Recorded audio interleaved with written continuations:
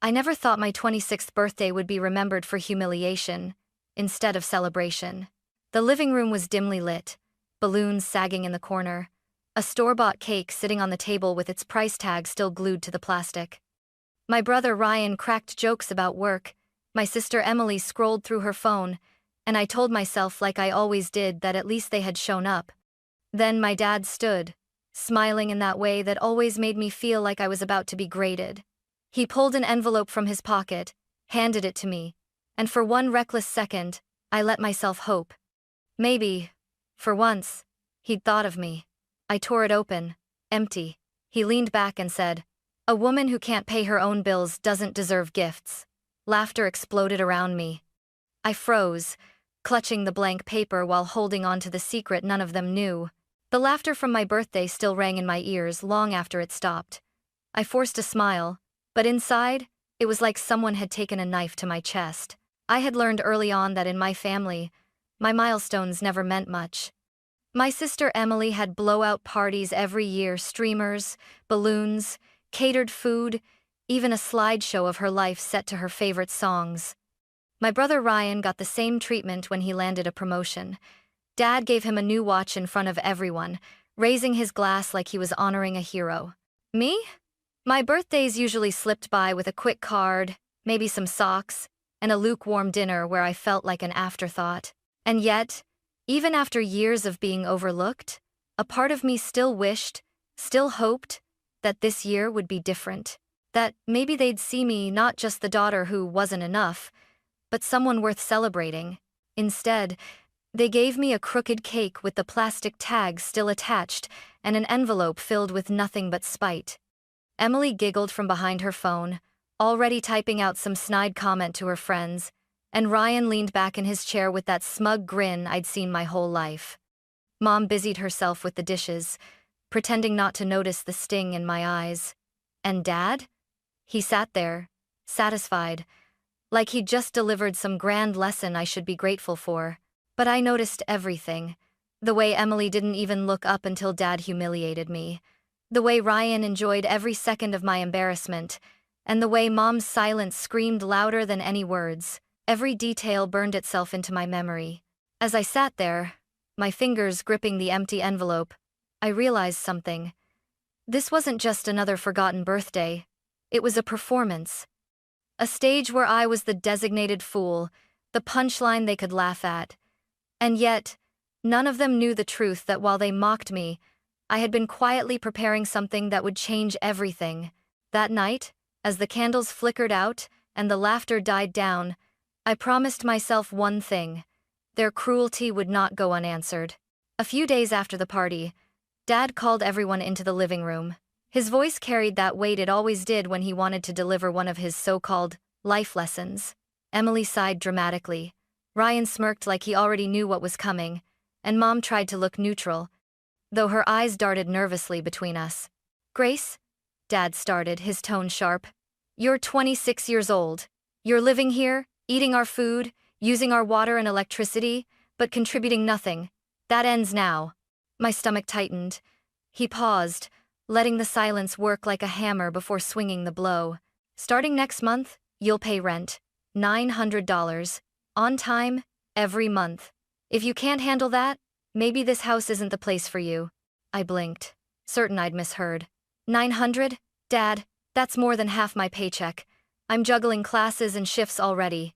He waved me off with a snap of his hand. "Excuses. Life doesn't wait for you to be ready. If you want to stay under this roof, you'll pull your weight." Ryan leaned forward, grinning. "Honestly, it's about time. If it were up to me, you'd have been paying years ago." He glanced at Emily, and she snorted with laughter. "Oh, this is perfect," Emily chimed in, her voice laced with mock sweetness. "When she moves out, I can finally take her room. It's so much bigger than mine." Her eyes glinted like she meant every word. I sat frozen, heat rising in my chest, hands trembling in my lap. 900 wasn't about responsibility, it was about control. They didn't want me here.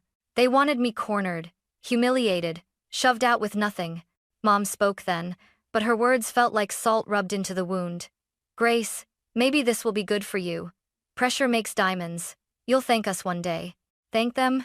For pushing me closer to the edge? For making survival feel like punishment? My throat burned, but I swallowed my anger. If I lashed out now, they'd only twist it, call me immature, irresponsible, ungrateful. So I forced myself to nod, biting the inside of my cheek to keep from breaking. Fine, I said softly. Dad leaned back, satisfied. Ryan smirked. Emily clapped her hands like she'd just won something. And me? I sat there quietly, holding the words I wanted to scream. Because while they thought they were tightening the noose around me, they had no idea I'd already started weaving my way out. The weeks that followed were some of the hardest I'd ever lived through. $900 might as well have been $9,000. After rent, tuition, gas, and food, the math just didn't add up. I skipped meals, stretched leftovers until they barely resembled food, and watched my bank account shrink closer and closer to nothing. Meanwhile, Emily strutted around the house in new outfits, flaunting shopping bags like trophies. She posted pictures online with captions about living her best life, tagging Dad with little heart emojis. Ryan rolled into the driveway with new tires and a smug grin, bragging about how his promotion just kept paying off. I didn't need to ask where the money came from, I already knew. Dad's reminders were relentless. Notes slipped under my door with 900 due, circled in thick red marker. At dinner, he'd glare across the table and say things like, "Grace, don't forget your rent this week," loud enough for Emily to record me squirming. Ryan would laugh. Emily would hum the number 900, 900 like it was some cruel nursery rhyme. The walls of the house, once familiar, now felt like a cage. My room became both my only refuge and my prison. I'd lie awake staring at the ceiling, the same ceiling I'd stared at as a child, and wonder how home had turned into a place of punishment. The worst came one evening when Dad asked at dinner if I had the first month's rent ready. My fork froze halfway to my mouth. I'm short, I admitted, hating the way my voice cracked. Ryan leaned back with a smirk. Classic Grace, always falling behind. Emily burst into laughter, grabbing her phone. "Oh my God, this is gold," she said, angling the camera at me. "The poor little tenant can't pay her landlord." I wanted to disappear. Mom didn't stop her. She just shook her head and said softly, "Grace, maybe this is what you need to finally learn." Their laughter filled the room, bouncing off the walls, crawling under my skin. I clenched my fists beneath the table, my nails digging crescents into my palms, trying not to let them see me break. That night, when I checked my bank account, I had less than $200 to my name. My chest tightened, my breath came shallow, and for the first time, I wondered if maybe they were right, if I really was the failure they believed me to be. But somewhere beneath the despair, a small stubborn flame burned. They didn't know what I was working on late at night, what I'd been building in silence. They saw weakness, but inside, I was learning to turn humiliation into fuel. And though I hadn't realized it yet, rock bottom wasn't the end. It was the place where the climb would finally begin. Nights became my sanctuary. When the house went quiet, when Dad finally stopped patrolling the hallways and Emily's giggles faded behind her locked door, I'd sit at my desk with my old laptop. The screen's glow felt like a secret flame, one no one else in the house could see. While they assumed I was sulking or wasting time online, I was building something. Months before my birthday, I had started freelancing small design projects, social media posts, copywriting gigs I found through late-night scrolling on job boards. At first, the pay was laughable, barely enough to cover a week of groceries. But it was mine. Work I earned without anyone's approval, without Dad's lessons or Ryan's smug charity.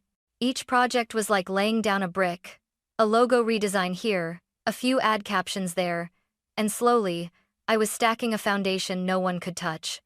I taught myself skills they didn't even know existed: SEO, branding strategies, digital marketing tactics.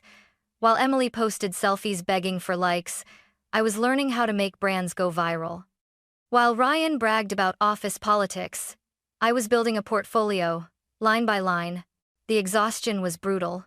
I'd drag myself home after work shifts, choke down cheap instant noodles, then stay up past midnight finishing client edits. Some nights I fell asleep at the keyboard, waking with the imprint of keys pressed against my skin, Unlike the humiliation of Dad's rent demands, this exhaustion gave me hope. The first time a client recommended me to someone else, I felt the shift. Suddenly, I wasn't just another desperate freelancer, I was a problem solver, someone valuable. A local boutique paid me more for a 2-week campaign than I made in a month at my part-time job. I remember staring at the payment notification, my hands trembling. It wasn't a fortune, but it was proof. Proof that I didn't need them. I opened a new savings account in secret, transferring every spare dollar I could. Watching that number grow even by tiny increments was like watching a door slowly unlock. Of course, my family noticed me glued to the laptop. Emily would lean against my doorframe, smirking. "What are you even doing in there, Grace? Playing games? Binge-watching shows?" Ryan chimed in once. "You'll never get anywhere clicking away like that." Dad sighed, disappointed, like my very existence proved wasted potential. But I didn't correct them. I didn't let them see the truth. Their ignorance was my shield. Let them think I was wasting time. Meanwhile, I was building a future. And every keystroke, every contract, every dollar saved was one step closer to freedom. The irony hit me slowly, like water dripping into a bucket until it finally overflows. For years they had laughed at me, calling me a burden, the failure who couldn't stand on her own. Yet, even as they mocked, they kept coming to me whenever something in their perfect little world broke down. Emily was the worst. One evening, she barged into my room without knocking, waving her phone like it was on fire. "Grace, fix this. My flight booking glitched, and it won't confirm. You know this stuff. Just do it." She shoved the screen into my hands, rolling her eyes as if I were her unpaid assistant. I stared at her for a long second, tempted to laugh. The very ticket she was booking, funded by the rent Dad forced me to pay, was supposed to be my punishment. Yet here she was, demanding I make her trip possible. I fixed it, silently, but I took note. A week later, Ryan cornered me in the kitchen. "Hey, you're good with words, right? I've got an interview coming up. Can you polish my resume? Make it look sharp. I'll send it over tonight." His tone wasn't a request. It was an order, casual and entitled, like I owed him this. And then there was Dad, the man who had humiliated me with an empty envelope, who had declared I wasn't worth gifts, who now shoved a pile of tax documents into my hands. "You're better with computers. Sort this out, file it online. I don't have the patience," he grumbled, but his eyes held a flicker of something else dependence. That's when it hit me. They needed me. All of them. Emily couldn't navigate her own digital mess. Ryan couldn't sell himself without my help. Dad couldn't even manage his own paperwork without me bailing him out. They had painted me as weak, but I was the one holding their world together in small, invisible ways. And the best part? They didn't even see it. Every time they leaned on me, I nodded silently, biting back the urge to smirk. Because each favor, each demand, each careless assumption that I'd always be there was proof. Proof of leverage. Proof that their control over me was only an illusion. Meanwhile, my freelance work was gaining traction. The boutique I'd worked with referred me to a small startup. Soon, I was joining video calls, discussing campaigns, offering strategies. They listened. They valued my ideas. For the first time, people saw me as more than a burden. They saw me as someone capable, someone indispensable. At night, after finishing my freelance projects, I'd sit back and think about the contrast. In one world, I was the family scapegoat, laughed at and belittled. In the other, I was building a reputation, a career, a life no one in that house even suspected existed. The more they mocked me, the more powerful I felt. Not because of their cruelty, but because I knew the truth. Their world leaned on me more than they realized, while mine no longer leaned on them at all. And as I filed Dad's taxes, rewrote Ryan's resume, and rescued Emily's travel plans, I tucked away every detail, every weakness, every piece of proof. Quietly, carefully, I was gathering the tools for my escape, and maybe, just maybe, for my revenge. It happened by accident. One late night, after Dad had stormed off to bed and the house was quiet, I sat down at the family computer to finish a client project. When I clicked into the folders, I noticed a set of files left open. Spreadsheets, budgets, statements. Curiosity tugged at me, and I scrolled. What I saw made my jaw tighten. The image of Dad as the all-powerful provider cracked in an instant. Credit card balances stacked high. Overdraft fees littered across the statements. A late notice from the bank buried among the files. Even Ryan's new tires and Emily's trips weren't paid for by hard-earned cash. They were slapped onto credit cards Dad could barely keep afloat. The man who sneered that I couldn't pay my bills was drowning in his own. I leaned closer, scanning the numbers, the columns painted in red. Thousands upon thousands of dollars owed. Every gift Ryan bragged about, every luxury Emily flaunted online, was financed by borrowed money. It wasn't wealth. It was a house of cards. My chest pounded as I clicked through more files. Dad had even taken out cash advances to cover family expenses. No wonder he demanded $900 from me. My so-called rent wasn't to teach me responsibility, it was a desperate attempt to plug holes in a sinking ship. I sat back in the chair, heart racing. For years, they had held their supposed success over me, pointing to my lack of status, my lack of money, my lack of stability. But here it was in black and white, their success was nothing but smoke and mirrors, and they had no idea I knew. The next morning at breakfast, Dad sat at the head of the table with his usual smug expression, lecturing me about how discipline builds character. Emily giggled at her phone. Ryan bragged about a networking dinner, and Mom hummed in agreement. I stirred my coffee, biting back a smile. None of them knew that while they performed their charade, I had seen the truth behind the curtain. That day, something inside me shifted again. I wasn't just fighting to survive anymore. I had leverage, I had knowledge, and knowledge, when wielded carefully, was power. I started quietly saving the files, copying spreadsheets, downloading statements, organizing them into folders only I could access. Each document felt like a brick in a wall I was building, not to keep myself trapped, but to shield me. For the first time, I wasn't just defending myself, I was preparing for offense. They thought I was powerless, that my silence meant submission. But silence can also mean calculation. That evening, Emily burst into my room, panicked about a payment that hadn't gone through for her next trip. "Fix it, Grace. Dad promised it was covered," she whined. I almost laughed, knowing full well the reason. The family card was maxed out. I handed the phone back calmly. "Maybe check with Dad. There's nothing I can do if the money isn't there." Her face fell, and I savored the moment. For the first time, I saw a crack in her confidence. That night, I lay in bed staring at the ceiling, just as I had so many nights before. But this time, it didn't feel like a cage. It felt like strategy, because now I knew. Their empire wasn't built on strength, it was built on debt. And when the right moment came, I would be the one to bring it crashing down. I didn't rush. That's the mistake most people make when they've been humiliated. They want payback immediately. But I'd lived under this roof long enough to know my family's rhythm, their habits, their blind spots. Patience wasn't weakness. It was strategy. Emily came first.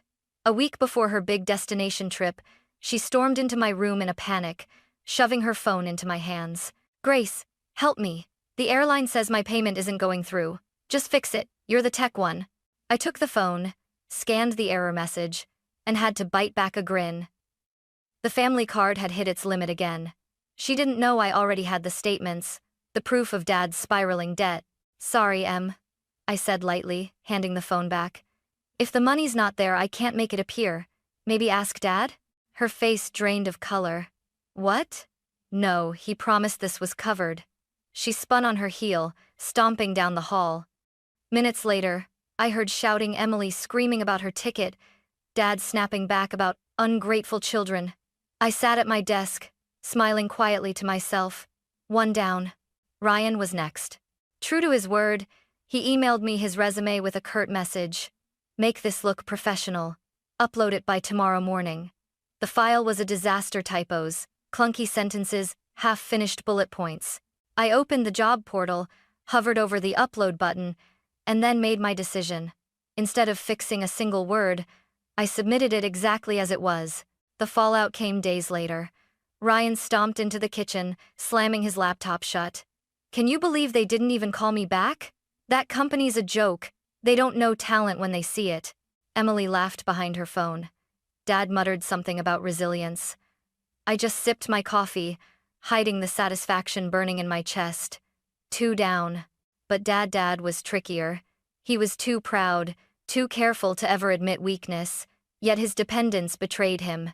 Tax season arrived, and like clockwork, he shoved an envelope of documents into my hands. Sort these. File them online. You know how useless I am with all this. I nodded silently, retreating to my room. But instead of just filing them, I combed through every page. Discrepancies leapt out at me. Unpaid balances, overdraft notices, even an old delinquency letter shoved at the back. His empire of control, the very pedestal he stood on to look down at me, was crumbling. I didn't expose it, not yet. Instead, I filed neatly, saved digital copies to my own drive, and organized them into folders labeled, simply, proof. Because I knew the day would come when he'd push too far, when he'd try to tighten the leash around my neck. And when that day arrived, I'd be ready not just to break free, but to flip the leash back on him. In the meantime, I kept building my own world in the shadows. My freelance contracts expanded.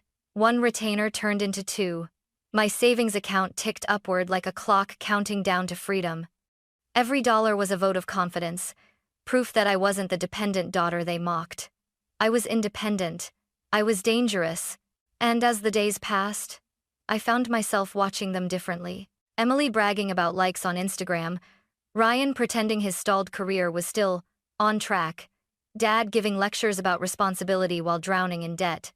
They looked powerful on the surface, but to me, they were already unraveling. They just didn't know the thread was in my hands. It finally happened on a Sunday evening, the kind of night when tension seemed to hang in the air before anyone spoke. Dad called everyone into the living room, clapping his hands the way he did when he wanted to assert control. Emily rolled her eyes. Ryan groaned. But they all gathered, and I sat quietly in the corner, my heart pounding in my chest. All right, family, Dad began, settling into his chair like a king about to deliver judgment. I've made a decision. From now on, Grace's rent will go directly into the family account.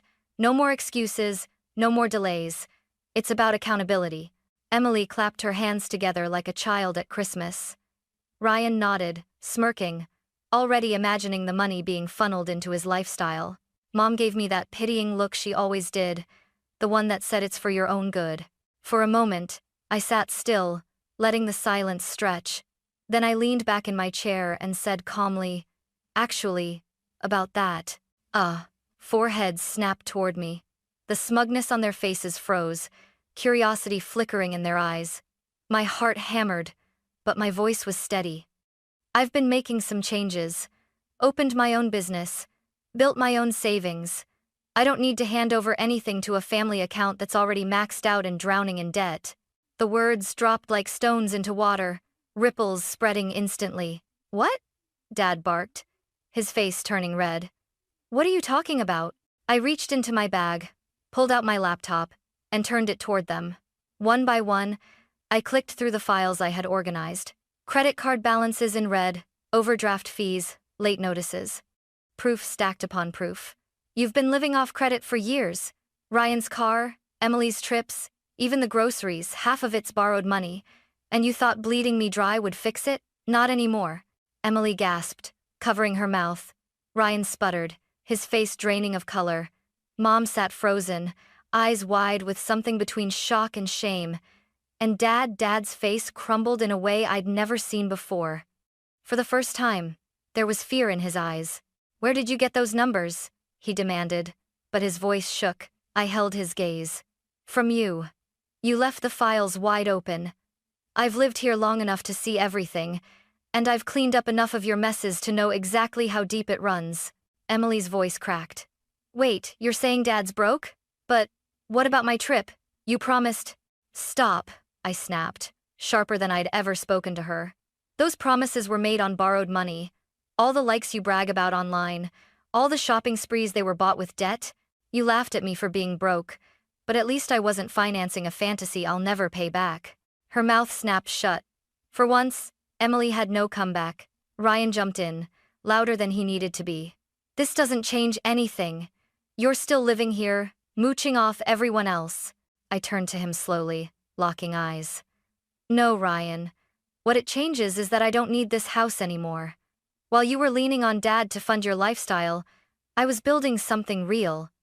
I have my own clients, my own savings, my own business. Without me, you don't get your resumes fixed, you don't get your messes cleaned, and you sure as hell don't get to laugh at me while you live on borrowed time. His face went pale. He muttered something under his breath, but his words carried no weight. Finally, Mom spoke, her voice soft and trembling. Grace, you've been keeping all of this from us? Yes, I said, my tone steady. Because every time I tried to share something good, you dismissed it. Every time I asked for support, I was mocked. So I stopped sharing. I started building. And now I don't need your approval. I don't need your help. I don't need anything from this family. The words hung in the air, heavy and undeniable. I stood up then, closing my laptop with a slow, deliberate snap. I'll be moving out soon. I already have enough saved. And once I'm gone, the rent you wanted vanishes. The family account you were so eager to fill? Good luck keeping it afloat without me. The shock on their faces was everything I had dreamed of during those sleepless nights. Dad's mask of control shattered completely. Emily looked betrayed, though she had no right to. Ryan sat frozen, his future suddenly uncertain. And Mom, she just looked like she realized too late what they had lost. I walked to the door, the same door I'd passed through countless times, feeling small, diminished, worthless.